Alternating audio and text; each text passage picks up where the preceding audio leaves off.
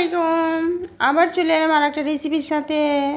এটা চিকেন, আর চিকেনের সঙ্গে কিছুটা আমার ঘরে পটল ছিল, সেই পটলগুলো দিয়েছি। এটাকে দুটোকে ভেজে নিলাম।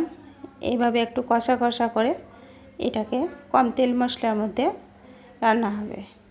আপনি হয়তো আপনার পরিবার বেশি তেল মশলা খেলে সেটা আপনি দিতে পারেন। এই মশলাটা আপনাকে আমি দেখাইনি এই কারণে, তখন আমার এটা শ্যুট হয়নি। হ্যাঁ, আমি ভাবছি শ্যুট হচ্ছে, কিন্তু হচ্ছে না, তখন অফ হয়ে গেছিলো।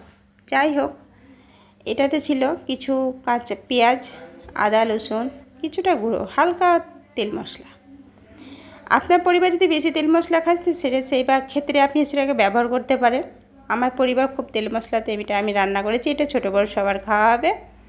আর এটা কেই বা রান্না না করতে জানে, সবাই জানে। আর এই যে দেখছেন রসটা, এই রসটাকে মেরে দিতে হবে, তাহলে এটা ফ্রাই হয়ে যাবে। হ্যাঁ, ঠিক এরকম। আজ এখান থেকে।